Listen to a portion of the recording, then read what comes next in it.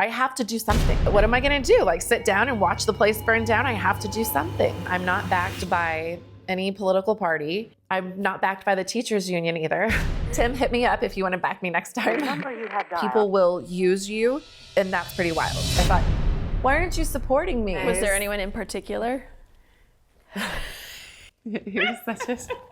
You don't want to say. I'm pleading the fifth. The number you have dialed. One of my dearest friends, she asked me, are you sure you want to do this? Your life was so peaceful before. She was really worried about me. There are some people who deterred a lot of people. I can name names. You can't name them. They can't bully us. We're bully proof. Not voting for this crazy right-wing. Take your red pills and off. Oh, wow. Oh, I don't think he's gonna vote for me. My initial reaction is, are we safe? Like, how mad is he? You don't know, like, is he on the toilet or is he outside my door? He's probably just taking a dump. You know? I would love to off and take red pills, but I can't. I'm running a campaign. All of these people who I thought were friends, who I invited them in my home. They drank my wine and ate my food and played with my kids, who said horrible things about me behind my back. I would rather go down telling the truth than I would playing every side that I can. Number you have dialed. Hey everybody, I'm Erin Dimaggio with PVTalks, and I'm sitting here today with my good friend, Alexandria Blumer. Alexandria Blumer ran for the PVPUSD School Board, and we wanted to just have a kind of recap on everything that's happened since then and how she got started.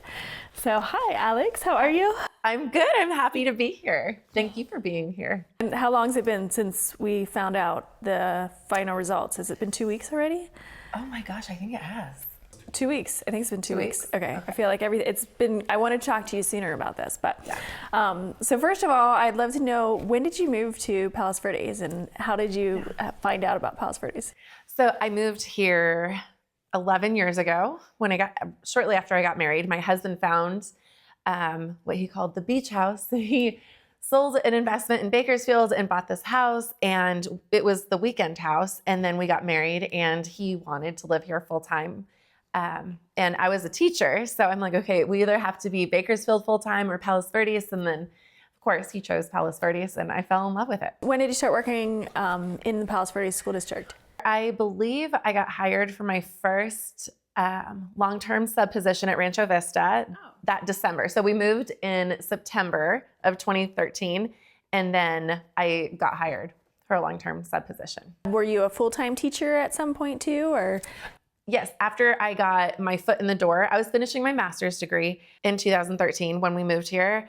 I got hired for a long-term position, and then I got hired later that same school year at Mira Catalina full-time as a resource specialist teacher.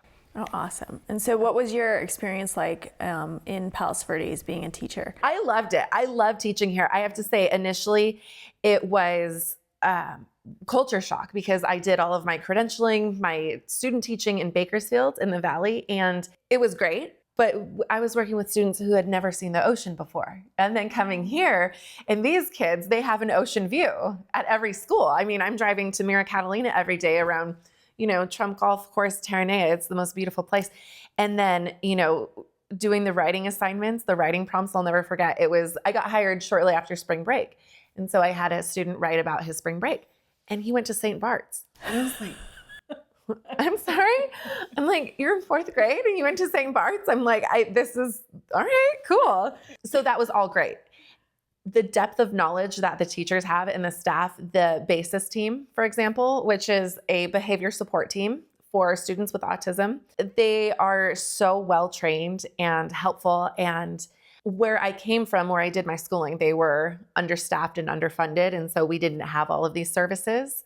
Something that also was a shock is how litigious the parents can be. They are very quick to lawyer up, which is great. They have the resources and the knowledge and they're involved, but sometimes it's a little.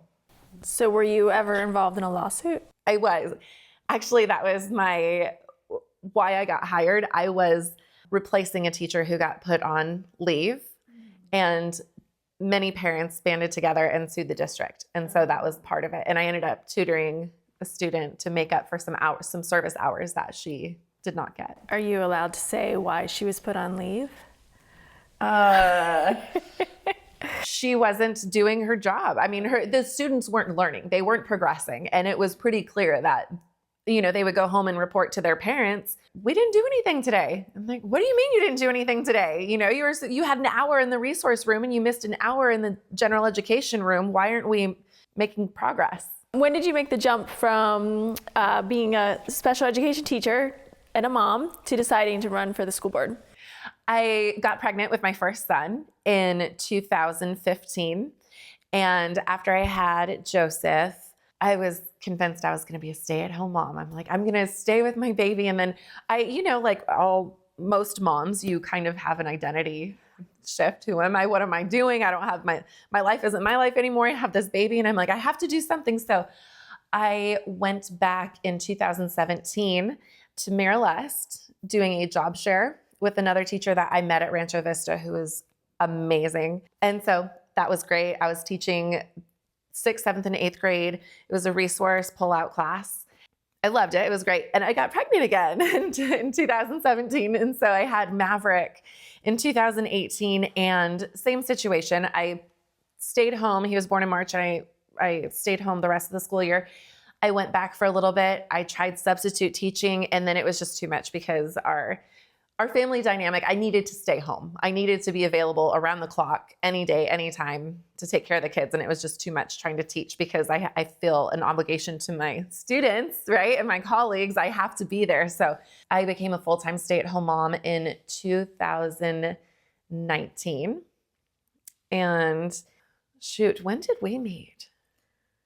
So what year is it? We met 2022. Okay. Is that when it was like so the end of... I was looking through our Instagram stuff because I had to go back and search and the first time I laid eyes on you. Okay. I was at home and the teachers were having a rally. And there was the press was there and I'm like, I'm not going for that. There was tons and tons of people there. And then all of the teachers were getting up to talk about why they needed raises. And then all of a sudden you took to the podium and I'm watching from home and we have this text chain, right? So we have this group, I think you were on our text chain, Mo. So we have this text chain and we're like, who's this Alexandria Blumer? Because you started talking about a substitute teacher. And the substitute teacher had shared with their 2nd grade class his Instagram profile. Yes. And his Instagram profile, we'd all seen it, and it was full of like pictures of him at raves. And so in front of all of the teachers, you stood up there to call out this Miss MX Garnett. So we saw you, we didn't even know you. And I was like, whoever this is, we need to meet this woman. So do you remember that? I love it. I do. Okay. I do. This was last year. This was last year. That's right. So last June 2023. Because the teachers were negotiating to get their raises. Okay. I think it was June. No, it was May. It was May 2023. So my son, how that all transpired, my son goes to school with his buddy and his friend's parents text my husband and said, hey, do you know about this teacher who's at Montemalaga writing these sketches and drawings and whatnot?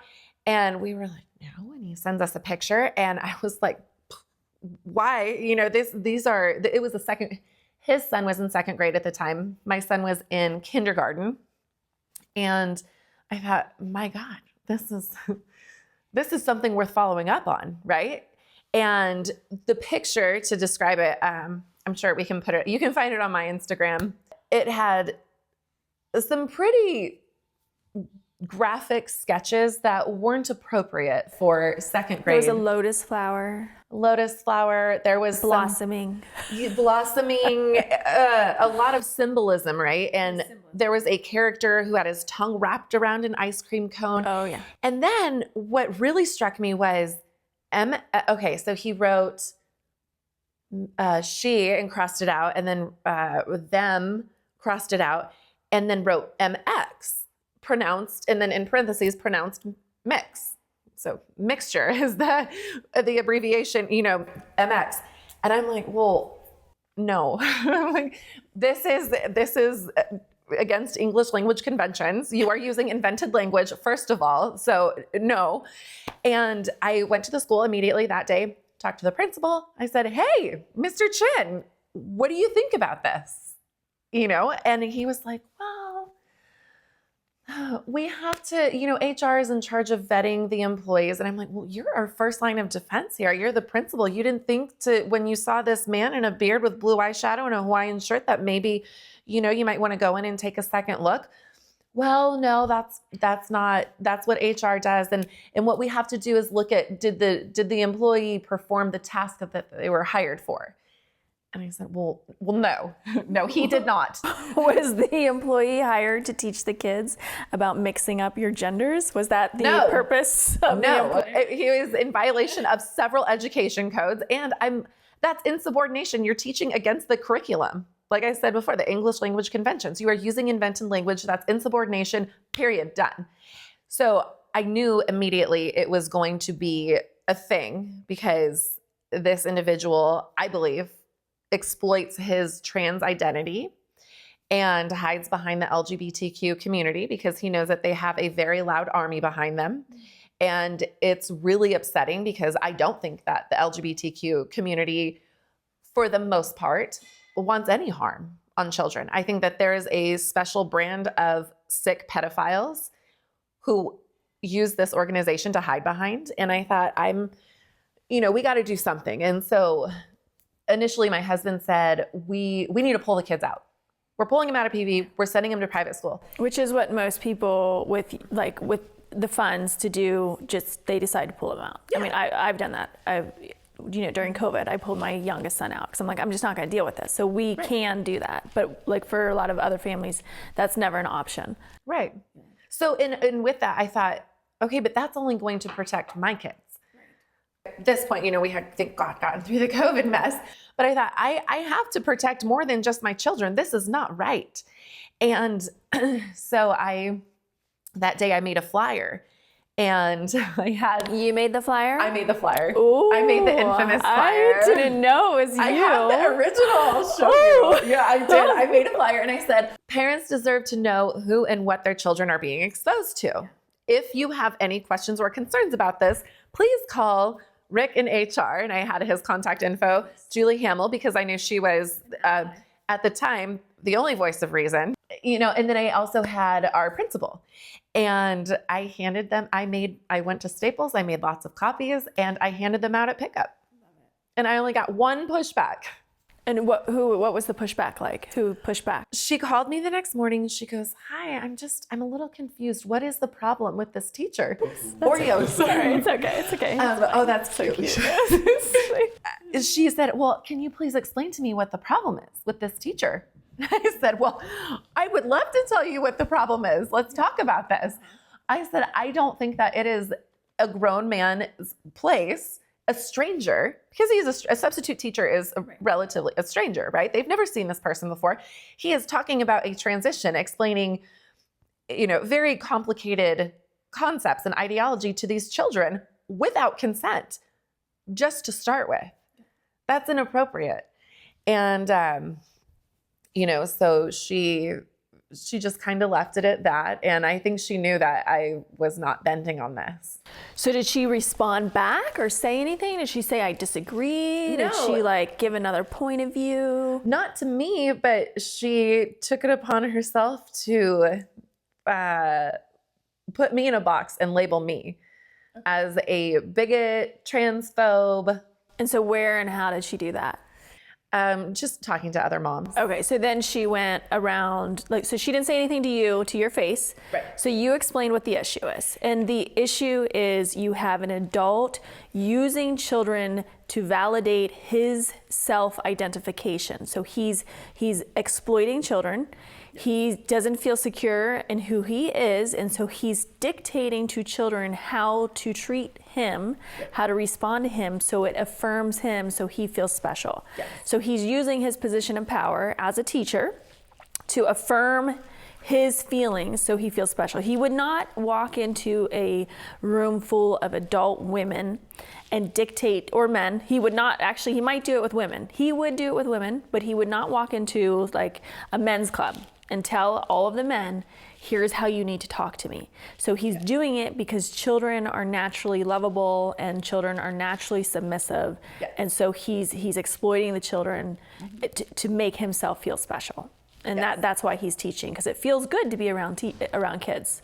Kids are loving and kind. They believe in Santa Claus. They believe in the Tooth Fairy. I believe that this man got off on the shocked look on their little faces when they asked him about his makeup and his drawings, and because they're confused. Well, and one of the moms told me that when the kids got in the car, they were talking about him and they were saying, I wonder if he has a pee-pee. Do you think he has a pee-pee? So in what kind of world is it okay that a teacher is enticing children to talk about his penis? Exactly. Like, does he have a penis?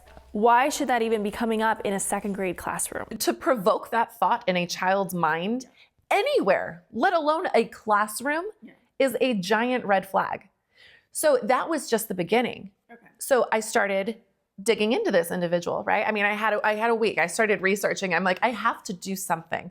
And I spoke with someone in the district, and that person advised me on how to voice a complaint and bring this to light in a public way. And so I prepared it was 6 days before the next board meeting, and I did my homework. I searched every education code this individual was in violation of. I found him on social media. And when I found his social media, my mind, I mean, oh my God, it still gives me chills. What were some of the things you saw on his social media account? And so, mind you, he gave this to the kids. He wrote his social media That's the first thing I found on the board. Yes. Okay, and then he was tagging every single school in the district to get people in the district to follow his account. Yes. Okay, so what were some of the things that you found? That was alarming to me, by the way. I mean, Ridgecrest, PVIS, I mean, all of these schools, he is tagging his drawing. He's a very talented artist. Right? Right. He should stick to most drawing pedophiles for Hollywood. Most pedophiles have something like enticing to draw the kids in, right? And get their guard down. Yeah. So it's like, yeah, okay, I love that you draw these cartoons with sexual undertones. I'm being facetious. I don't love it. So that immediately was a red flag. I'm like, my God, why is this man? He's putting these drawings and putting his Instagram handle, tagging the schools. He is giving children a way to contact him outside of school. Right. Which is a violation of another board policy. Absolutely. And so I thought, okay, we need to do something more. So I call the Palos Verdes Police Department. We file an incident report because there was nothing that was glaringly, illegal. They filed an incident report, and I thought, okay, well, what about this? He's tagging this school and this school. Okay, well, that's out of our jurisdiction. So I called Lomita Sheriff Department. They didn't want to touch it because they're like, well, I understand your concern, but it's going to be really hard to fight this because, you don't want to be labeled as being biased or anything because he does push the discrimination. Yeah. And, so it was really hard, and they didn't want to touch it. And I said, okay. Transgenderism is a protected class. Yes. So children aren't actually a protected class. If you look at the civil rights violations, children aren't listed on there. But transgender, gay, lesbian, people of color. That's insane. There's a list of a protected class. Veterans, for example, are not a protected class on the Civil Rights Act. If you read veterans and children. Yeah, they're not on there. They're not listed. Okay. I thought, okay, I keep looking, right? And I find some really dark sketches. He has a skeleton hanging from a noose. He has pictures from a Taste the Rainbow rave where he is, some man is in a thong bent over. I have that one. He has, oh, yeah. He has in children's magnets written out, play, sing, and what is life but to play, sing, and in children's magnets. Yeah. And we're talking these are the precious little magnets that you get for your toddler to put on the refrigerator, right? And so that's disgusting. Okay, this is alarming. And this is what I told the Lomita Sheriff detective. And I said, do we have to wait until this man is caught with his penis in someone's face before we do something? I said, how bad do we have to let it get? Because I'm telling you, the writing is on the wall, literally. Yeah. And I'm not going to roll over and play dead. You can call me whatever you want, but I'm a mother and I'm not going to let this happen, you know? Love it. So I collected this information. I printed those same pictures for the board. I showed up at the following board meeting, and unbeknownst to me, it was the teachers union. Oh, you didn't know? I had no idea. And I was like, wow, is everyone pissed off about this guy too? And I'm like, yes, we have support, you guys. That's funny. And then I was like, oh, I was watching the first few people go up, and I saw many teachers that I met, you know, in my time teaching, and they you know, speech pathologists. They probably thought you were there for them. Exactly. They probably thought you were there to like, yeah, I was a teacher. Let's give everybody a raise. And the look on their face. So I actually, when I got up there, because they didn't know why I was there, they actually, one of them like, yeah, Alex, you know? And then when I left, the look on their faces, like, and I got hoots and I got haggled. Good evening. Thank you for the opportunity to speak here tonight. Dr. Serrano, thank you for handling the security scare last night so promptly and professionally. My name is Alexandria Blumer. I am a former special education teacher and a mother of 2 students attending Montemalaga. What were some of the hagglers? What did the hagglers say? They said, yay, you're united in hate. Okay, now who But said that? hateful. Was it a teacher? I believe it was a student, either a high school student or a graduate. Okay. It was a young adult. Okay. And they were really upset. Thank God I had. Would you say were most people in the room offended by your public comment? If you had a gauge, because the room was packed, I think there was like I watched from home, so it looked like there was people standing. Were you there? You know what? Honestly, I think that a lot of people were surprised. Okay. I think they were surprised and they weren't ready. You know, a lot of because they were expecting you to be there for something else. Teachers. And honest to God, I think that they were afraid to show their support for me. Yeah. I had a group of friends and neighbors that showed up for me, and they stood in the back and they supported me. But I think it's really unpopular to stand up against something like that. Right. I don't want to say that because I believe that most people agree with me, but to publicly support it, I think that people are scared of being labeled. Well, and I think the important thing and the thing that people that are kind of already polarized, they don't understand that this is not an attack on a transgender person at all. This is a specific person who happens to identify as transgender. And even if he didn't identify as transgender, you still would have had the same issue. And if he were a regular man, if he were a regular man, every single person would have been up in arms over this. The only reason people looked the other way was because, oh, he's a protected special class and we need to feel bad for him and we need to protect him. And they didn't look at his actual behavior. His actual behavior was a violation of board policies. It was a violation of privacy of the children. He was sharing sexually explicit content on his Instagram and giving that to children.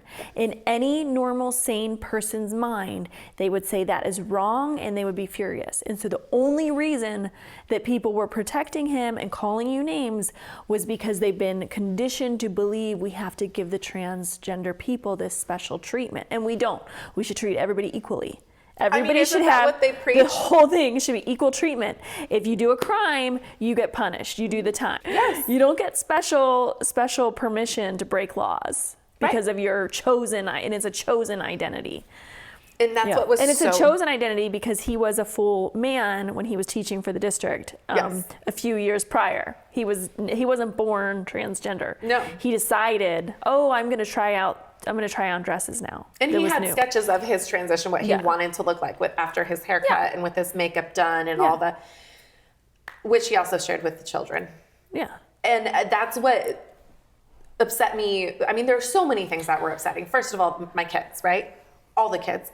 But the fact that he was using the LGBTQ community to hide behind, I have people who I love dearly that are part of that community. One of my best friends who I met during my time student teaching, he was like, oh my God, I can't believe he did that. He's like, I never talk about my life. You don't do that. And so it just really pissed me off because people like him, people like Adam Garnett or Mixture, whatever he's calling himself today, he gives that community a bad name. Right. So I feel it puts a bigger target on them. Yes. Yeah. Because they're not all like him. No. But I'm like, I know for a fact my cousin is not that type of a person that would ever exploit a child. So how dare this man hide behind this? You know? And it's wrong of the community to defend that kind of behavior. Yes. Yeah. Because it gives all of them a bad rap. And I guess this is when I started to decide to run for school board. Okay. You reached out to me shortly after that meeting, and I was How so did I excited. reach out to you? I think did I send you an DM'd me. Instagram? Yeah. Okay, so I sent you an Instagram DM. And I was so excited. I told my husband, I'm like, stay man. Like, there's this nonprofit at Safe PV Schools. They think I should run for school board. Did I say it right never. away? I think Yeah. I did. Okay. And so that year, like the following year, I was like, no, I can't. Because I thought, okay, well, I don't, no, I can't do that. And then, watching things progress, watching California legislative laws change and evolve, and the climate of our country, just everything. I thought, okay, how much worse am I going to let this get before I do something?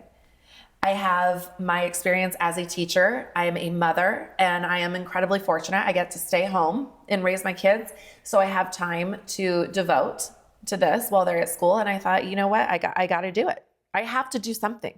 I know it's a long shot. I have no name recognition.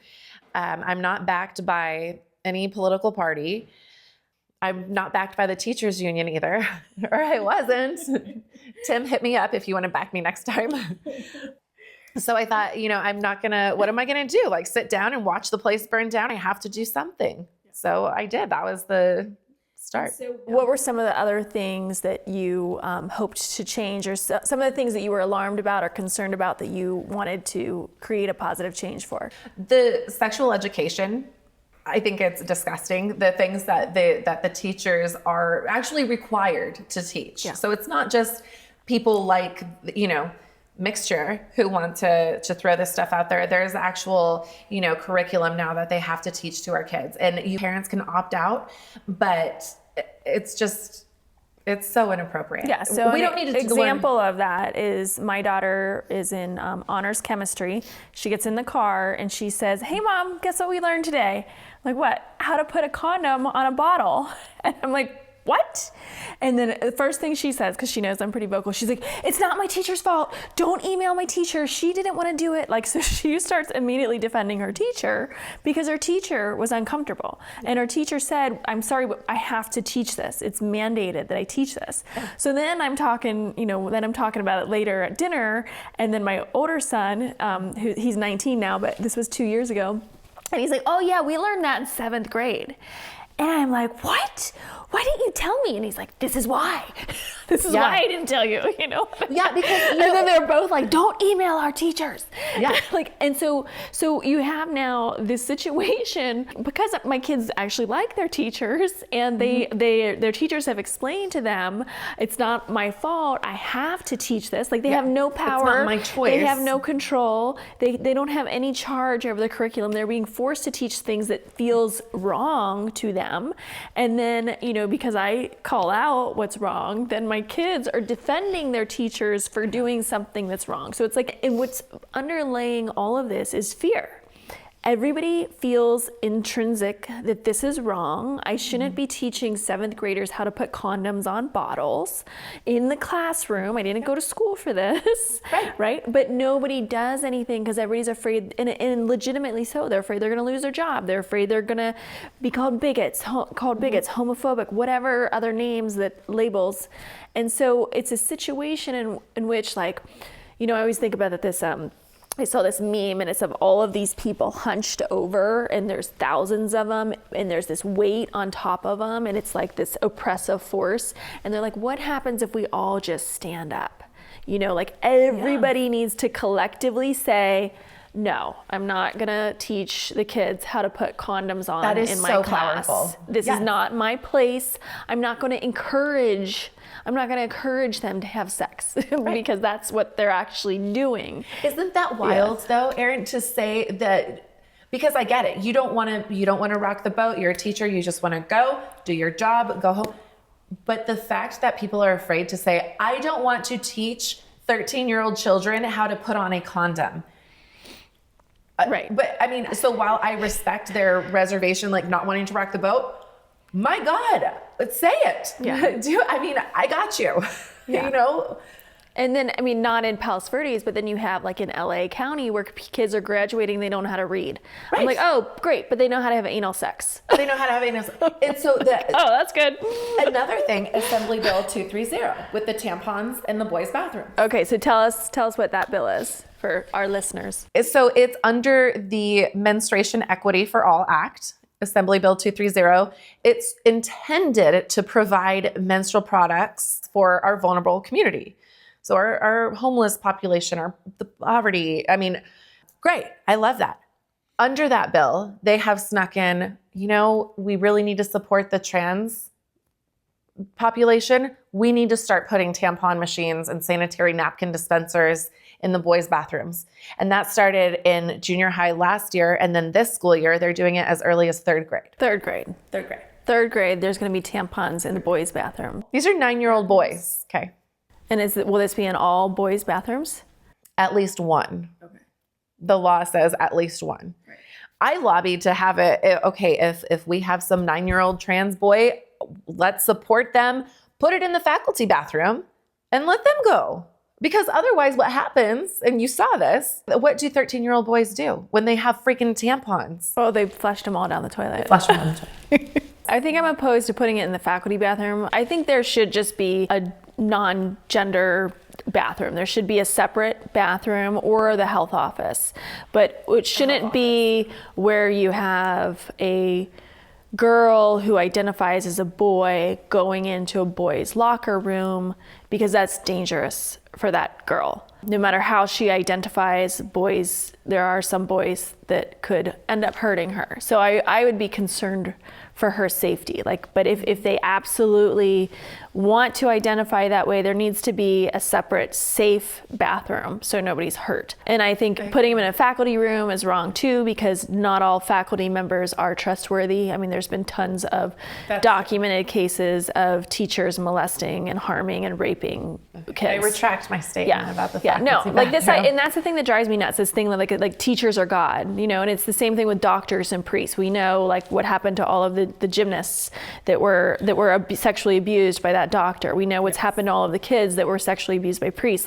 So pedophiles can be look and appear to be the straightest, most normal people. They can be our trusted doctors. They can be our trusted teachers. Well, that's how they get their victim. Yeah.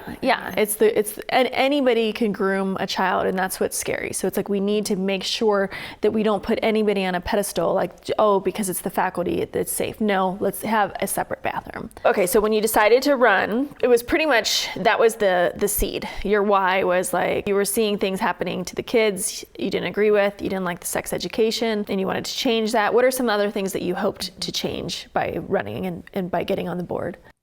I really wanted to build trust and a relationship back between parents and teachers and the parents in the schools, because we're coming off of COVID. It was a horrendous time, so we want to black it out, but it was not that long ago. And a lot of people, everyone in this room included, lost trust in the district. We thought these people who are making decisions for our children are not deciding in our kids' best interest. They're putting masks on them, and they're, requiring vaccines. And so I'm we need to get back to this excellent relationship and trust. People take a lot of pride being in Palos Verdes, and I wanted to bring that pride back. And I think part of that pride is having trust and a positive relationship between families and schools. And I would say a lot of people still trust the district because they believed that the masks and the vaccines prevented COVID. So you have a huge group of people that still feel as if all of that was justified, and they believe that if we didn't enforce all these policies, more people would have died.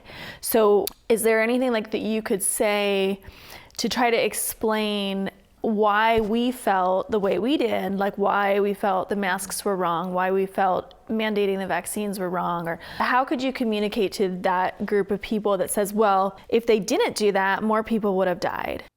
I think time will tell, and I think it's already telling the impact that it's had on our kids. The levels of depression and anxiety have skyrocketed. Our kids are still trying to catch up. Some of them are still trying to catch up academically. The social impact that it had on our kids, I think that's powerful data to show these people, hey, we had something here. Yes, we don't want to get anyone sick. We're overcorrecting the problem, and it caused more harm than good.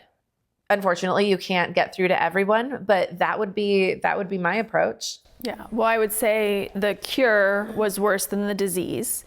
And the data showed the risk of a child dying of COVID was 0.000, I believe, 1%.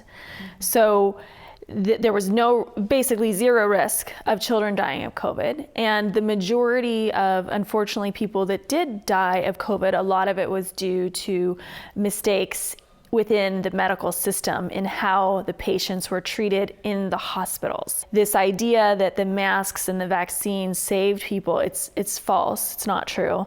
And now we have... And it's been debunked. It's been debunked. Many times. Right? And then we have Robert Kennedy, who is now going to be our Health and Human Services, I think, HHS. So I think he's going to be in charge of the Health and Human Services Department. And he actually wrote an entire book called The Real Anthony Fauci, which lays out all of the lies about the vaccines, all of the lies about the masks. Like every single lie that has been told is written in that book. And if any of it were false, they would have sued him for libel. There's no lawsuit because they don't want that to go to trial because he will win. Right. Right? And so I think there's just a lot of people that don't want to know the truth because it would require like a real shift in consciousness. Yeah. And it would be really painful for them to like acknowledge that, oh, actually following these orders actually did contribute to suicide. I think that's really powerful what you just said is that a lot of people don't want to know. Yeah. They don't want to. They can't handle the truth. They can't handle the truth. You can't handle the truth. I tell you, if I had $1 for every time I heard, I just don't get involved in politics. Yeah, because it's too much. It is a lot. And it's I wish I didn't know some things. It's scary, right? I mean, it's terrifying when you really peel the layers of the onion back and you're like, oh my gosh, it's so much worse than I thought. But I mean, how bad are you going to let it get before you do something? So to your point, yeah, it's easier to go along and get along. Yeah. And you always said that, your slogan. I really love that. You're like, I'm not just going to go along to get along. No. Yeah.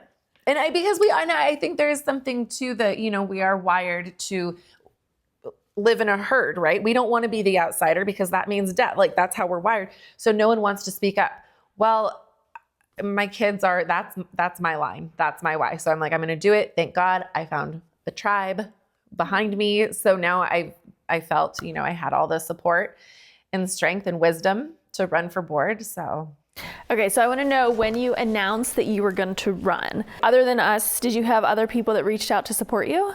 So a lot of friends and neighbors and fellow moms from my son's school and from Little League, any activity that they've been doing the last few years, people have come out and I'm like, oh, wow. So you're a normal person too. That's exciting. But you don't know this until, but I get a lot of public support, but I get even more private support, right? A private DM because they don't want to publicly like my things. They don't want to publicly follow me. They thank me for speaking up in a private DM, but they won't comment on my post. And I respect it. I appreciate it. But I'm like, man, what are you afraid of? Yeah, so what is their reason for not commenting publicly? Someone was actually kind enough to tell me, hey, you have all of my support, but because of my business, I can't pick a side publicly. She is an attorney and she started a business expunging records and whatnot. And she said, because of the climate, I can't. Do you think if you were liberal, she could have given you support? Yes. Okay. So if you were like running on the Democratic side, she would have felt great to support you. I don't think she would have hesitated. And so what is it about you that is so controversial? Honestly, I don't know. Is it because you're wearing red? Probably. I don't know. And what does red symbolize? Republican, conservative, freedom, liberty, common sense. So are you a Republican? I'm a registered Republican. Okay. And have you always been a registered Republican? Yes. And so why are you a registered Republican? What is it about the Republican Party that you like? I grew up in a conservative household. Okay, so let's break that down. What does conservative mean to you? So we tend not to be in favor of raising taxes. And we... Wait, so conservative means you don't like taxes. Okay.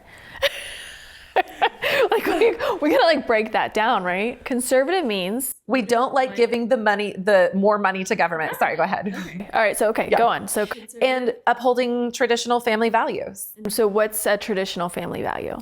How controversial are we? This is so controversial. To have a mom and a dad is very controversial. A mom and a dad, and we don't talk about sex with strangers. Mom and dad give... So bad. I'm like, it's a little offensive. You believe in a mom and a dad? How dare you? I believe in a mom and a dad. Why? That a mother and a father make it. So my kids are at the age now where they're asking about babies. So I tell them, okay, well, the dad has sperm and the mom has an egg. And when the sperm and the egg meet, and then he already like loses interest, right? But the man has sperm, the woman has the egg. And the woman carries the baby. And I feel like that's a traditional family value, right? Okay, so being a conservative, most conservatives tend to want to keep the mom and dad together to raise a family. Yeah. So why is that controversial? I ask myself the same exact thing. So do you hate gay people? No. Do you hate single moms? Do you hate single moms? No. Do you hate two men that are married and have babies through maybe in vitro fertilization? No. And do you think they should be allowed to do that? I do. If it's two stable, good people, yes. I conceived, my children were both conceived through IVF. So if someone is fit to be a parent, the fertility clinic will even vet you, is this, because they can deny you if they don't think that you're appropriate. They don't have to help you create a baby. So yeah, if two people are in love and they have a home and can support this child, absolutely. So going back to your friend, she could not publicly support you because you're a Republican. She wouldn't. She thought it would cause more uproar. She's right. Yeah, she's right. She's right. Yeah, Right? and I don't hold it against her. I love her. I think she's great. Yeah. And I do. And it pissed me off. It made me mad at everyone else. Right. She can't identify as who she is, right? Because if she identifies as your friend supporting you publicly, she would be canceled and she would lose her business. And that's the reality. So you have people that can identify as a unicorn if they want, and God bless them, whatever you can, and we can be like, yes, the unicorn, and that person that supports the unicorn isn't going to get canceled. Right. The only people that have been canceled since 2016 have been the people that supported Trump. They were called racist, homophobic bigots, even though there's like the Gays Against Groomers loves Trump. I love Gays Against Groomers, my favorite. Yeah. Millions of gay people support Trump. Trump has given his support to a lot of different gay foundations and gay people.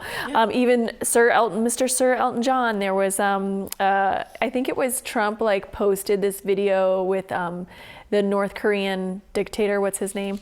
Kim Jong-un, and it was Rocket Man. He played the song Rocket Man, and so they interviewed Elton John, and they were like, what did you think about that? How did it feel when he took the lyrics to Rocket Man and he used it as a nickname for Kim Jong-un, and then he gave Kim Jong-un I laughed. I thought it was brilliant. I just thought, good on you, Donald. I'm the Rocket Man, yeah. Donald's always been a fan of mine, and he's been to my concerts many, many times. So, I've always been friendly towards him, and I thank him for his support. Yeah, when he did that, I just thought it was hilarious. And so all of those stories have been buried because they've just tried to present him as this horrible, hateful person. For what? So that the Democrats can maintain power. They don't care about the truth. I hope at some point we can wake everybody on the other side up to be like, you've been lied to. Well, and there's this mentality, this groupthink, you're either with us or against us. Yeah, and that needs to change. And I think in regards to the LGBTQ topic, I think that there's a spectrum, right? Some people are comfortable having drag queens read to their children. I'm not. But would I maybe, if a friend, invited me to drag queen bingo on Venice Boulevard in a bar where adults are, like, okay, that's completely different. Okay. So I think it's disgusting that people refuse to acknowledge this spectrum. I mean, it's absolutely absurd that they can't respect that. No, I'm not all the way over here, but I don't hate you either. Everyone has a right to exist. Everyone does. I don't have to buy into your fantasy though. You can't call me a bigot because I'm not playing ball with your fantasy. That's where I draw the line. Because they're saying you have to believe what I have to believe, which is stripping away your First Amendment right. The purpose of the First Amendment is freedom of religion, freedom of belief, freedom to assemble. You can believe whatever you want to believe, but you cannot force your belief on somebody else. That's where the line is. And that boundary has been blurred, right? And when it comes to kids need boundaries. They need rules. You can't say, oh yeah, you want to identify as Superman? Go jump off the building, sweethearts. Go fly. No. And that's you have to step in and be like, no, this is not healthy for you. Right. And that's why I think people like me and you got involved, because we love kids. We love kids. We don't, and when you have organizations like the GSA, the Gender Sexuality Alliance, that are on high school campuses in our district. And middle school too. Middle school. And they want to get them in kindergarten. And that's a hill I will die. Yeah. Like, absolutely not. We don't need to do anything that will provoke curiosity. I'm sorry. We don't need to do anything that will, I'm like, yes, no, we do. We love curiosity, not sexual curiosity though. We need to not desensitize our kids to all this sexualization of everything. I don't want my kid to be comfortable around a man in blue eyeshadow. Yeah. Well, there's the book Brave New World. Have you read that book? I have not read it. Okay, so that was on our book list. But Brave, it's basically this, utopian society where everybody's happy and they're all drugged out on soma and there's no boundaries. Everybody belongs to everybody. Everybody has sex with everybody. Nobody has parents. They're all made in a laboratory. Definitely sexually graphic. But the reason I think it's a good book is because the lesson is it is wrong to have orgies. Right? It is wrong to live in a boundaryless society. It doesn't end well.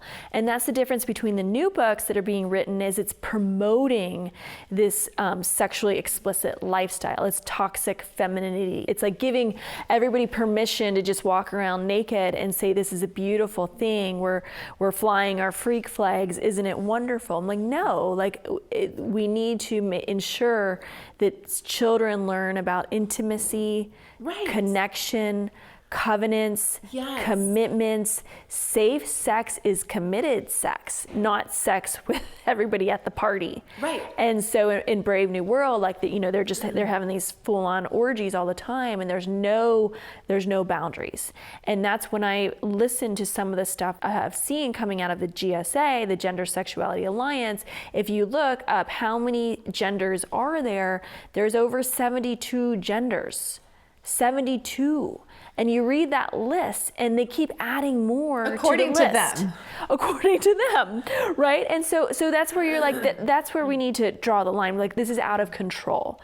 And we're not going to promote this and indoctrinate children to believe this is the new normal, but that's what's happening. And the California Teachers Association has sold out conferences called Deconstructing the Binary.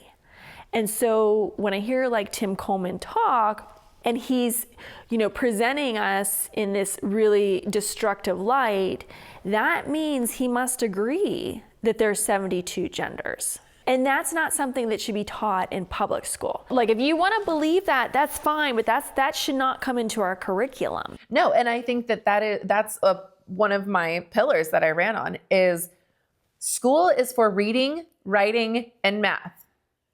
History and science, okay? Anything else, we don't have time for. I am concerned with anything that takes focus away from academics. And this sexual curriculum, ideology, theories, 72, I mean, come on. No, teach our kids how to read. Yeah. Our high school graduates, they're writing. I mean, and this is just anecdotal, evidence, but I spoke to multiple parents whose kids graduated last year and they thought, my God, he can barely fill out an application. Oh, well, I went through that with my son. So when my son was a senior, he did ask me to look over his college essay. And at first it was terrible. I'm like, this is crap. Yeah. This is terrible. Like, and he said, what are they teaching you in school? Isn't your teacher looking at this? He said, no, we just are reading Shakespeare and listening to classical music. And I'm like, why are you reading Shakespeare? Like, you need to know how to write a college essay. So I worked with him and made him like dig deep. And it was a great experience for us, like for parenting. Yeah. We got out his books from when he was a kid, and like I made him go down like memory lane, and because you know, you're supposed to share kind of like a struggle you've overcome. And so I mean, it ended up being I made it a positive experience, but all the time I was thinking, like, what about all these kids that don't have a parent at home, you know, or they don't have the money to afford a tutor to look over their college essay, and it's not happening in our school. They're not doing that as part of the core curriculum. Basic writing mechanics. Basic writing mechanics. Okay. I mean, but they're being introduced to 72 different genders. You're out of your mind. Yeah. No one is going to convince me that that is okay. And I would say it's only a few teachers that are doing that sort of thing. Well, then they need to be gone. Yeah, and that's so they need to be gone. Yeah. Okay, so when you were running, did any of the other school board members reach out to you to help you? One board member attended a fundraising dinner and also connected me with a campaign management firm, which was incredibly helpful. Okay. And so what role did the campaign management firm play in your... They gave me advice on how to raise money because campaigning is expensive. It's really expensive. And they connected me with some vendors to order mailers, because there's a whole thing with the postage and the this and the that. And they connected me with a treasurer, which was incredibly helpful because the FPPC will be all over you. All of your information is public, so anyone can come through it and turn you in and you get fined. So the treasurer was a great idea. If I could do it all over again, I learned enough this time around that I don't think I would hire a campaign management firm. Definitely hire a treasurer. Okay. That is money well spent. And so what were some of the high points of campaigning? Oh, meeting people. I mean, meeting the most kind, supportive people who are, I want to say like-minded, but they're just, I mean, kind and normal people and supportive. And yeah, I guess like-minded is the right word because, you know, it felt good to know, oh my gosh, I'm not alone. More people feel this way. And another high point was encouraging other people to speak up. That feels really good to tell someone, I have your back, stand up, I will help you, you know, write something if you want to speak at the board meeting, or this is how you do it. This is where you show up and pull your speaker card, or, you know, it feels really good to empower and encourage and inspire other people to stand up. And so when you were running, did you have any low points or anything, any experiences that shocked you or like just kind of broke you for a day? For a day? Like, was there any moment where you were like, because you sent me some texts where there were some moments where I, as your friend, was kind of like, are you sure you want to do this? First of all, I would say a lot of people underestimated you because you're so kind and you're so nice, but you are also fierce and strong. So I didn't know that about you at first. I was kind of like, I don't know, like, So were there any moments where you were just in shock about some of the experiences you had with people? There were, and the most shocking and hurtful moments were when people who I thought were on my side, I mean, we are on the same side, but they're not on my side necessarily. I thought, why aren't you supporting me? Was there anyone in particular? You're such a... You don't want to say? I'm pleading the fifth. I'm going to plead the fifth. But I thought, you know, I learned really early on that people will use you. And that's pretty wild. That sounds very How do you ignorant. How do you think they tried to use you? I think that I think that I may have been useful in getting out someone else's message. I think I may have been useful in getting votes for other people or introducing other people or raising funds for other people. You know, and it's fine. It's all part of it. That's what I learned, is that they're playing a chess game and I'm over here playing checkers. I'm like, I want to help everyone. I'm like, you guys, we can do this. Like, we're all on the same page. We all want the same goal, right? So let's do this. And that was not the case. And again, it's fine. This is what politics is. And I wasn't prepared. I learned a lot. I wouldn't change anything about my campaign. I'm very proud that I ran it with integrity. I didn't pick fights with people. I was kind and respectful. Full disclosure, I've been on an antidepressant, anti-anxiety medication for about 4 years, and I had to double it in June, double the dose, because I was just comatose. I mean, I was just like, I like paralysis. I'm like, I don't know what to do. Like there's so much to do. What was causing that? There's a lot of big feelings. So if you're watching this and you're in Palos Verdes and have children involved in the district, then you know about the yearbook issue in June. People have and had, but still have, such huge feelings about that. And as they should. That is well within their right. You know, it hit very close to home for a lot of people in our community. And navigating that situation as a board member candidate, I wanted to represent voices, and it was like pick this side or that side. And being in that particular board meeting and preparing for that meeting, there was so much said and so much hurt and so much like, it's like, if you're not 1,000% with us, then you're against us. Yeah, it's the same. And I'm like, well, these are still, you know, not everyone on the other side is horrible. And I don't think we should be attacking the student who's writing this. No. And but granted, I acknowledge 100% it's hurtful and why you're upset. Oh, absolutely. So that was a point. That's when I was like, I'm like, I need something, because I can't exercise my way out of this. I can't pray my way. Prayer is so powerful, but I'm like, I need something else because I cannot function right now. And so that was definitely a low point. And in fact, my housekeeper, who's like one of my dearest friends, she asked me, because I was just laying in bed crying one day, and she's like, are you sure you want to do this? Your life was so peaceful before. And she was really worried about me. Yeah. And I'd call my parents and beg my mom to come stay with me. I'm like, Mom, please. Oh, they're being mean to me.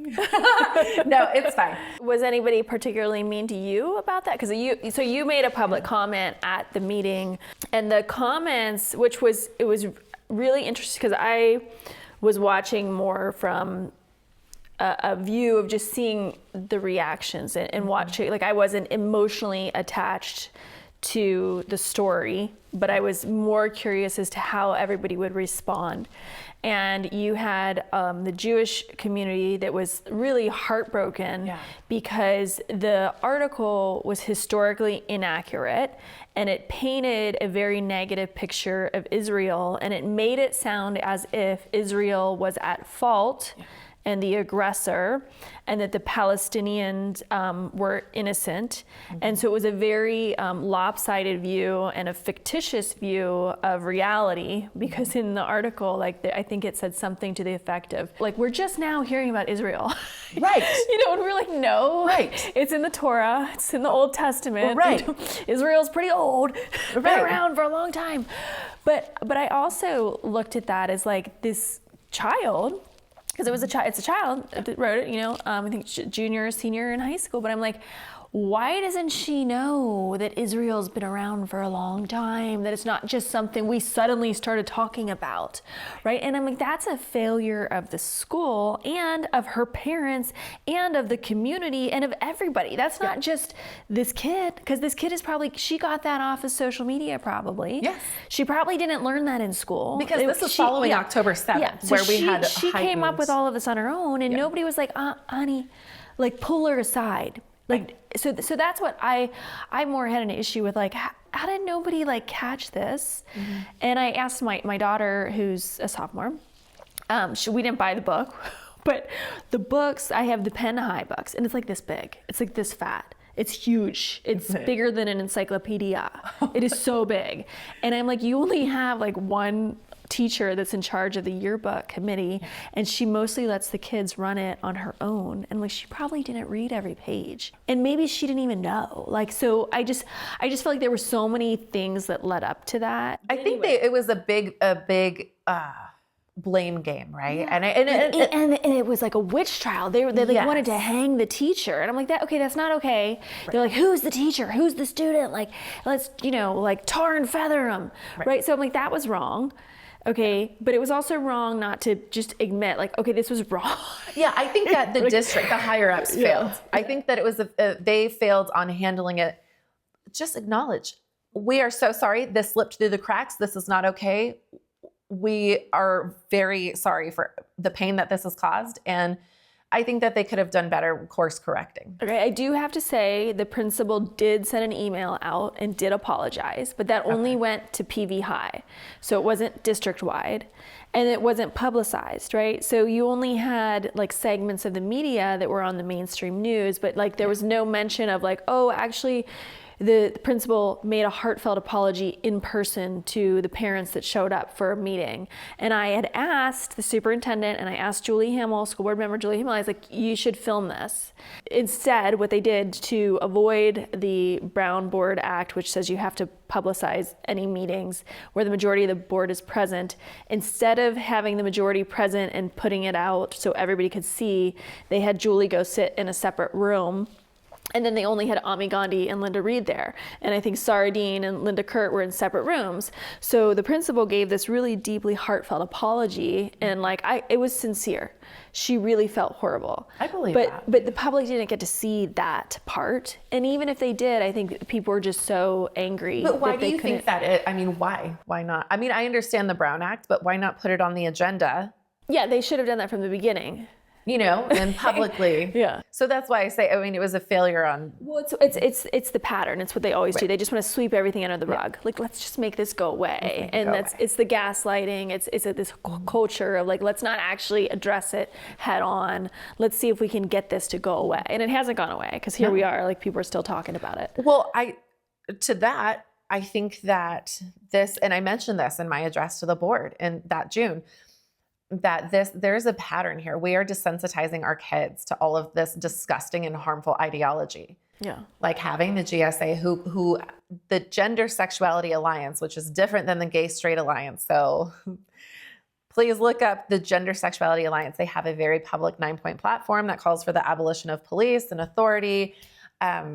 It's very aligned with Marxist ideology. And I think that they are slowly just breadcrumbing ideas in our kids' heads, right? They see this stuff and it's desensitizing them to it. And I think it's just getting worse. And now, I had no idea prior to this event, the yearbook issue, that anti-Semitism is a very real and present issue, in addition to other issues. And I think that, it's time for people to wake up. And now that it's affected a very specific community, we have their attention, and it's like, what else has to happen for everyone to wake up?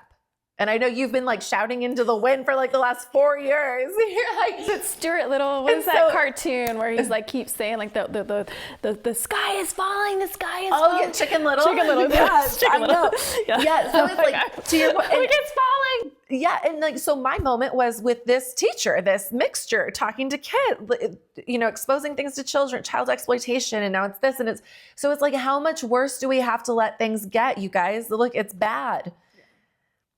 I don't want to use fear mongering, but it's not going to get better unless people wake up and speak up. And what do you think needs to, other than speaking up and waking up, like what other positive actions do you think people can kind of take to help people to kind of realize they need to actually participate in the political process? Like what ways do you think we can get people to wake up? Oh, that's such a good question.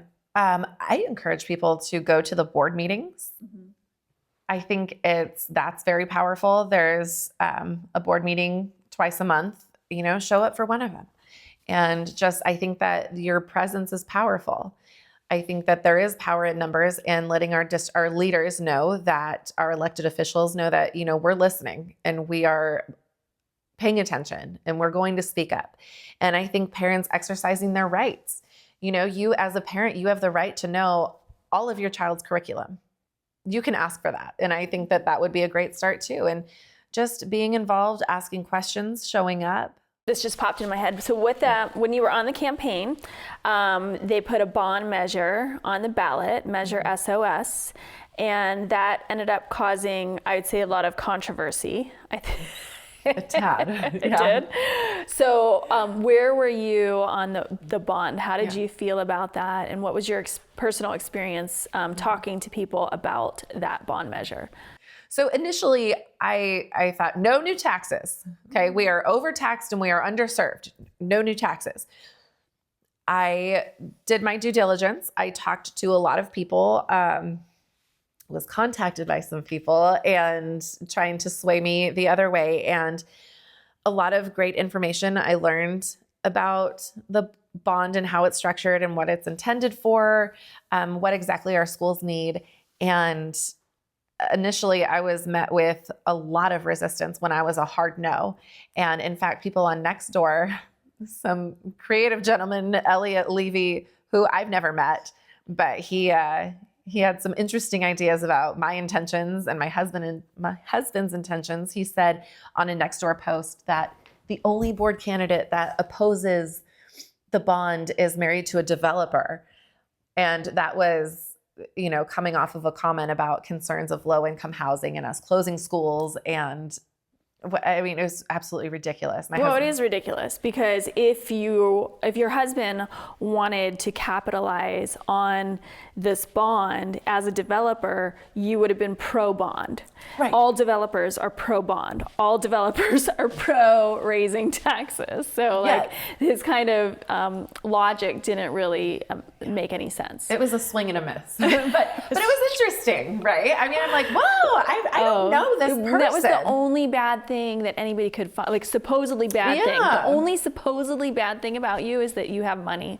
Yeah, exactly. I'm like, what the hell, Steve? You wear red. Right, exactly. And you have money. Like, I'm so offensive. Your husband is a developer. Yes. Shame. But, you know, by the end of it, as far as the bond is concerned, I, you know, as a former teacher in the district and a parent with 2 young children in the district, I took a neutral stance. I was not campaigning against it. I was not campaigning for it. I took a neutral stance. I have my feelings. I felt an obligation to represent this population, not just me. My husband and I attended Julie Hamill's town hall talking about the bond. And afterward, he asked me, he's like, what do you think about it? You know, I think we should, I'm like, what do you think? And he's like, I think we should vote. I mean, we can afford it and we have kids in the district, they'll benefit. And I'm like, yes, I understand. But I'm, as a school board candidate, I'm not just running to represent the Blumer family. I'm running to represent everybody. So I can't just rest on my own, you know, needs and wants and whatnot. I want to represent everyone else. And, you know, there's some people just simply don't want more taxes. Some people can't afford it. There was a gentleman when I was interviewed by PV Watch, there was a gentleman that sat across from me, hooked up to oxygen, and he said, I wish I could vote for it. He said, I love what they're promising. He said, I just can't afford another penny. And so I'm like, well, who am I to say what you can afford? That's right. I can't tell you what you can afford. And I'd say that's the misconception of Palos Verdes is that everybody here is like rich and has tons of money, and that's not true. You have multi-generational families that are living in their like great-grandparents' home. They're on fixed incomes, and then you also have a lot of grandparents whose kids can't even afford to live in the district, but they're able to use the grandparent clause to send their kids here. So yeah, I'd say like we have some very, very, very rich, and we also have some very, very poor, and a lot of people all in the middle. And this idea of like everybody has to chip in this amount for the public school system when you also have a lot of people that don't have their kids in public schools, that don't have kids, that are homeschooling, that send their kids to private school. And to me, that's the collectivist, socialist, communist mindset that we all have to do the same thing. And if you don't agree, we're going to attack you. And it's like, that's what I was really turned off about by the whole YesonSOS committee, like the way they approached it. Because I was on the fence. I was kind of like, I know, we talked about this. I'm like, okay, because I went over the finances and everybody was like, they need to work within a budget. I'm like, well, they're broke. Yeah, they're broke. There's no money. Yeah. There's no money to fix the roof. It's just not even in the budget, and yes, there was ways that they could use Measure M, but I'm like, it's a situation where it's flooding. Yeah.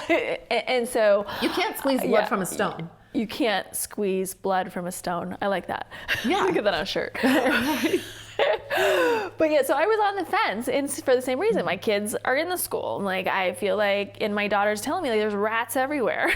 Like this is really messed up. She's terrible. She's like, we just had a rat run across our classroom the other day. But so I'm always kind of like, I do vote sometimes on wanting change. And as long as I say yes and support a dysfunctional system, nothing changes. And so I'd rather temporary uncomfortableness or temporary pain and a little bit of suffering to say, you know what, we have to change. We can't, our town doesn't support our schools. What we're doing is wrong.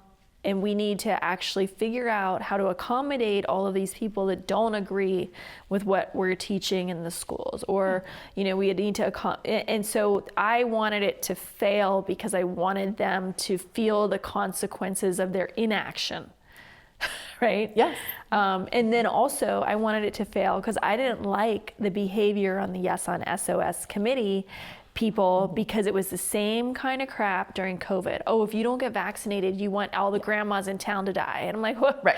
Okay, no. I agree. I think that yes, on Measure SOS, I think that there are some people who deterred a lot of people by their behavior. I can name names. You can't name them. I'm kidding.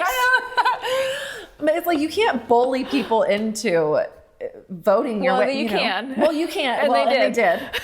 They did. They did. They can't bully us into it. Yeah, they cannot. We're bully proof. Bully proof. Bully proof. I know. Totally. That's why. Find your tribe, and then you can stand up. So I feel like we've been talking forever, which I could keep going on and on. Can I talk about one more low point? A low point recently was I got iced out of a charity bingo game. Wait. You got iced out of a charity bingo game. Raising money for the school. Oh, okay. They didn't want your money. Gotcha. They didn't want me there. Okay, why? Apparently, I am very controversial. Again, I am. It's the red. It's the red. I support the Second Amendment, and I want to make academics great again. And apparently, that was very triggering for some Cornerstone moms who decided that it would be a good idea to not have me participate in their bingo table, the same table that I participated in last year. So I was like, what? I thought that, I'm like, what did I do? That was so offensive. And it was brought to my attention that I had shared a photo of an accessory, which is absolutely fabulous. It's a rhinestone pistol clutch. It's a clutch. And I expressed my support for the Second Amendment, and apparently that was enough to ice me out of a bingo game. Another reason was because we don't want Amigani to feel bad. And I was like... But aren't you an Ami friendly? I was like, I'll text her and ask, like, maybe I can sit at her table. Yeah, I should probably invite you too. I'm like, Ami is the nicest. She is so nice. And like, as far as bingo, I think she just wants to play bingo. I don't think she would. I think she would love to see me there. Honestly, I think that she would give me a hug like she did at Toast on the Coast, and I think she would send me a sweet text like, "Thank you for supporting my school." That was just absolutely bizarre to me. Yeah, I'm like, but she's really sweet and she likes me, and she expressed her gratitude for me running for school board and said that she wants to work on something together in the future. And why would she be offended at my presence? Well, and I think people are speaking for her. I don't think that she said that. This just goes into the micro chamber. They're so out of touch with reality that they think that behavior is acceptable. Yeah. Right? And so they have this illusion they have created People like that believe that Trump is Hitler. Yes. And that Trump is the spawn of Satan, because I've heard them say things like this. Yeah. So they believe if you are a Republican, that you're basically like the Nazis. And so they feel completely justified in icing anybody that wears red or a MAGA hat out of their club because they think they're doing the right thing. Yes. And they're so grossly misinformed because they are in a mainstream media microchamber and they only read clickbait news and the titles of stuff and don't actually investigate what the real issues are, like that there are real traffickers crossing our borders, that they are raping children, they are trafficking underground tunnels. There is horrendous things happening. We just did you watch the Riley, what's her name, Riley Lakin? You know, that we're looking at things from safety. We all want safety. Right. We want safe borders. We want people to cross legally. You know what? Something Kimberly Fletcher, the CEO of Moms for America, said that was so unbelievably powerful, and it is forever in my brain, in regards to Trump. You don't have to like him. We don't need a savior. We only have one. We don't need a saint. We have plenty of them. We need a bodyguard. And Trump is the bodyguard. Yeah. Do you love him? Do you want to marry him? No, well, good. You don't have to marry him, but we need a bodyguard. We need someone to keep our country safe. To keep us safe. Yeah, it's just common sense that you need borders, you need laws, you need to enforce laws. You can't just go with this, hurt people, therefore we're going to let criminals off and we're going to terrorize all the innocent people. Wasn't Obama the first one to put kids in cages, by the way? Or the only one, I'm sorry. I was with you on election night when we were counting the votes. Yeah. And what struck me was I was feeling like worried because you were behind. Yeah. And I said, how many votes you got? And what was your reaction? I said, 4,160, whatever it was. I was so excited. I had the least amount of votes, and I still do, but I doubled them since election night. Yeah. I have over 8,000 now. 8,000, okay. 8,000, that's amazing. That is not a numerical victory, but that's a victory to me. And why? That my message resonated with that many people. So 8,000 people that you didn't know ahead of time. Did not know. And then you met most of them in person, going door to door. Yes. Standing outside grocery stores. Yes. Right? And then 8,000 people in this town put their faith and trust in you. And they probably like the color red. They probably like the color red. They probably wear it well and proud. Yeah. To me, but that's amazing. I mean, Erin, think about it. If I had 8,000 people show up on the street, like you wouldn't be, that's amazing. That's a lot of support. That's a big deal to me. And I did it without a political party behind me. I didn't have a senator pushing money from his campaign 2 years ago that he had left over. I didn't have the teachers union paying for my beautiful 2-page flyers that some people got to send out. I mean, I didn't have that. You didn't have even Republican money. No. Because I think Jeremy did he? Jeremy was endorsed by the LA GOP, yes. Okay. So that means some of his flyers were paid for by them? Okay, but you didn't have any of that? No. Okay, so where did the majority of your money for your campaign come from? Me and my husband. Yeah. So you were mostly self-funded, would you say? Yeah. Which I think is a huge testament to really true independence. You had a real independent campaign. We invested about $20,000. And then I believe I raised close to $5,000 from community donations, contributions. So now that the dust has settled, do you have any plans to run again? No. No. I said what? no. Are you sure? Toward the end, I'm I'm never doing this again. Why? But I think I had to stabilize afterward, right? Because it's the highs are so high and the lows are so low, and it's just so crazy. But I'm you know what? Maybe.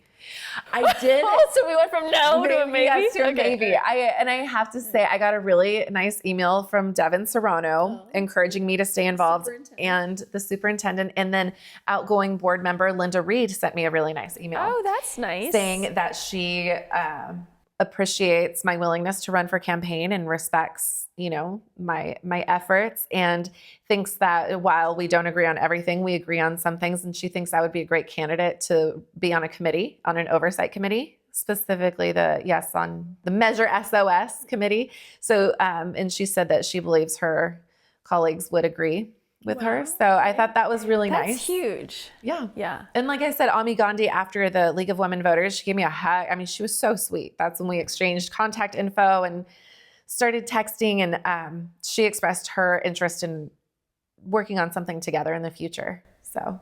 And so that's one of the things that I love about you and why I thought you did such a great job. So there was a little controversy with Save PV Schools, so my Instagram account, and your associations with us. And I want to bring this up because it really meant a lot to me. I told you early on, I said, look, just something to think about.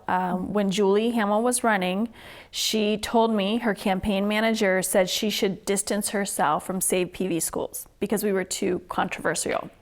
Okay. And so I told you that. And do you remember what you said to me? I said, I'm honored to be affiliated with you. And why? Because you're a truth teller. And I like that. I would rather lose. I would rather go down telling the truth than I would playing every side that I can. Yeah. I'm not going to do that. Yeah. And I like that. I like that you call people out. I like that you expose things and people and ideas and laws and for what they are. And 8,000 other people were And 8,000 other fine people with agree. it. Yeah. Exactly. Okay. So what are your future plans? Do you have any? I'm going to Turks and Caicos in January. I have an interest in pursuing a role on the Civic Review Board and bringing a chapter here to Palos Verdes, which is going to kind of overlook our school board and make sure that we're dotting our I's and crossing our T's and staying in compliance with the law, because I don't think that the current governing board is. Right. And I think unless we have a watchdog on them, that they're going to continue to do some shady stuff. Yeah, people behave a lot better when they're exposed to the light. It's like the Hawthorne effect, right? When you're being watched, you behave differently. And so where can people follow you or keep in touch with you? My Instagram, Blumer4PV, and my website is still up, blumer4pv.com. So you can shoot me an email at blumer4pv@gmail.com if you have any questions. Okay, so I want to know if you have any words of wisdom, closing comments, things you learned, or any hope that you have for the future. I just want anyone who is hesitant to speak out to know that it is okay.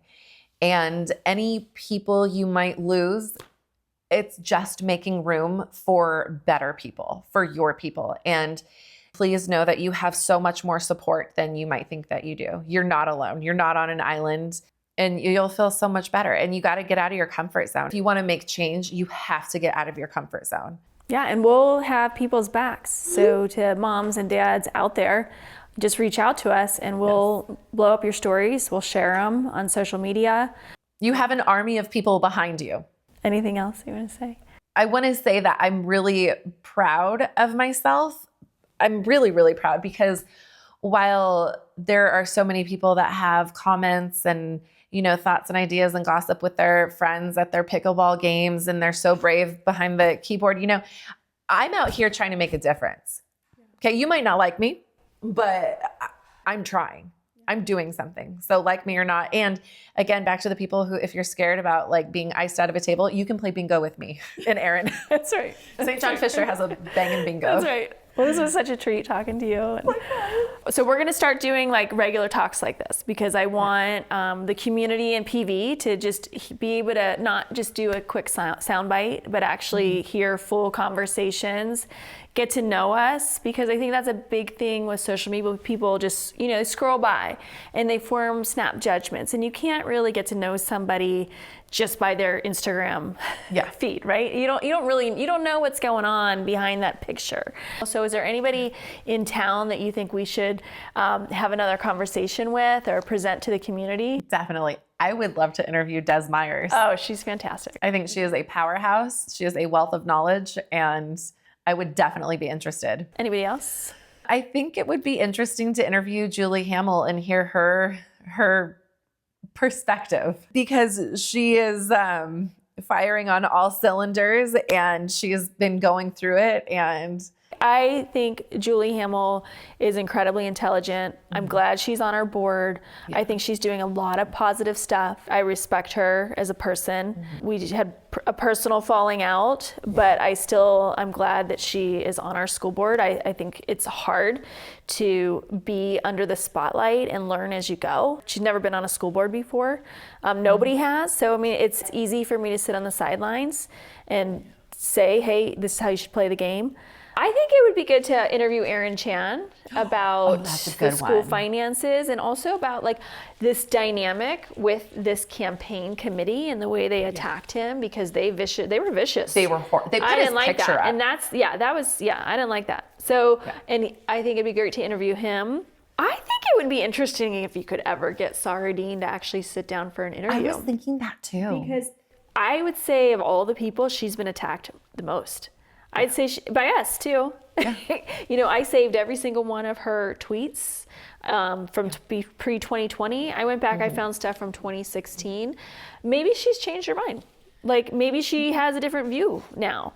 I think it's fair to give people an opportunity to be like, you know, actually I see things differently now. I think it would be interesting to briefly interview a bunch of random parents and just see how much they know about the school board and what they're about and what they oversee. Ooh, Patty Pertucci. Patty! Yes. Patty. I want to get Patty on. Sure. Yeah.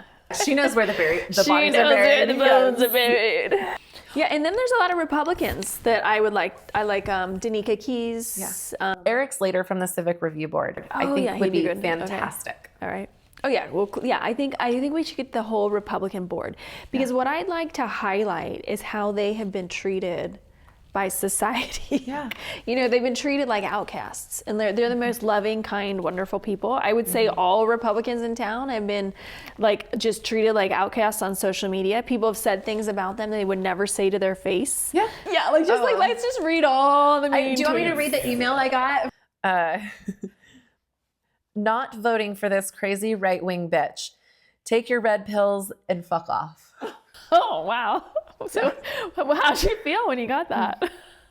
I was like, oh, I don't think he's gonna vote for me. Initially I was like, and then I'm like, well, that's aggressive. I mean, of course, like my initial, my gun. Right, exactly. My initial reaction is, are we safe? Like, is this like, how mad is he? Like, I know he's mad at me, but like, how mad is he? You don't know. You don't know. You don't know. Like, is he on the toilet or is he outside my door? Exactly. Like, he's probably just taking a dump. You know. Oh, he's definitely hemorrhaging. Like 20 minutes on that dumper. Just bitch. And you know what? This one too. Fuck off, you know? Yes. But I have to say, this is what's so funny. It came full circle because I'm like, this guy doesn't know. He actually did me a favor because I have laughed about this email so many times. I think, Arch, I would love to fuck off and take red pills, but I can't. I'm running a campaign. I'm busy. Okay, Arch? And then I went through all these phases, right? And then I'm like, man, I have so much gratitude for this guy. He had the decency to tell me he's not voting for me. Whereas all of these people who I thought were friends, who I invited them in my home, they drank my wine and ate my food and played with my kids, who said horrible things about me behind my back. Yeah. You know? So I'm like, well, at least Arch had the decency, right? I'm like, I respect that. Maybe he has balls. We're not sure. Well, maybe he's a mix. Maybe he's a mix. Full circle. I think that's a wrap. Yay! Thank you. That was fun, right? That was fun. That was so much fun. You had dialed